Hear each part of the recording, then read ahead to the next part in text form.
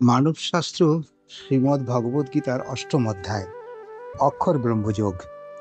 ব্রহ্ম নিরাকার, তার কোনো ক্ষয় নেই, তাই একে অক্ষর ব্রহ্ম বলা হয়।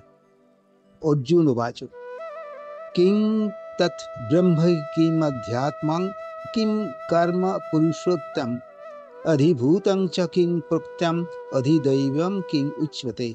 অর্থাৎ অর্জুনের প্রশ্ন, হে পুরুষোত্তম, সেই ব্রহ্ম কি, আধ্যাত্মই কি, কর্ম কি, অধিভূত কাকে বলে, অধিদৈবই বা কাকে বলে, অধিযোগ্য কি, এই দেহে কিভাবে থাকে, সংযতচিত্ত ব্যক্তি মৃত্যুকালে আপনাকে কিভাবে জানতে পারে? শ্রী ভগবান বললেন, অক্ষরং ব্রহ্ম পরমং স্বভাবঃ আধ্যাত্মম উচ্যতে ভূতভাব উদ্ভাব বিসর্গে কর্ম সংগীত। পরম অক্ষরই ব্রহ্ম, আর জীবের নিজস্ব সত্তা বা ব্রহ্মের অংশরূপে জীবের উৎপত্তি, সেই স্বভাবই আধ্যাত্ম।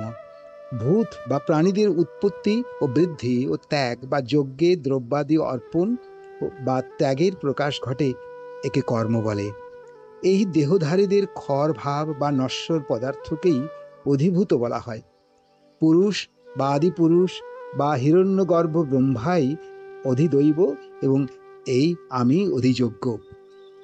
অক্ষরই পরম ব্রহ্ম বা পরমাত্মা, যা অবিনাশী, নির্গুণ, নিরাকার।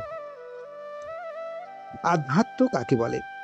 নিজের ভাব এবং নিজস্ব সত্তার নাম স্বভাব, এই স্বভাবকেই আধ্যাত্ম বলে, বা জীব মাত্রই নিজস্ব সত্তার নামই আধ্যাত্ম। কর্ম স্থাবর বা জঙ্গম বা অস্থাবর প্রাণীর ভাব বা স্বরূপের যে ত্যাগ, তাকেই কর্ম বলে। অন্ধকালে চ মাম এব শরণং মুক্তা কলেবরম ইয়ঃ প্রয়াতি স্বমত ভাবং ইয়াতি ন অস্তি অত্র সংশয়ঃ। অর্থাৎ মৃত্যুকালে যে রূপ ভাবনা দেবতাকে স্মরণ করে, পরজন্মে সেই ভাবই প্রাপ্ত হয়, এতে কোনো সংশয় নেই। সর্বদা আমাকে স্মরণ করলে আমার ভাবই প্রাপ্ত হবে। অভ্যাস যোগ দ্বারা মৃত্যুবরণ করলে ঈশ্বরকেই প্রাপ্ত হবে, যিনি সর্বজ্ঞ, সবকিছুর ধারক, সূর্যের ন্যায় সব প্রকাশ, অজ্ঞানতা বর্জিত। ভক্তিযুক্ত মানুষ যোগ বলে প্রাণকে ভুজগলে রেখে সম্যক ধারণা করেন, তিনিই পরম পুরুষকে প্রাপ্ত হন।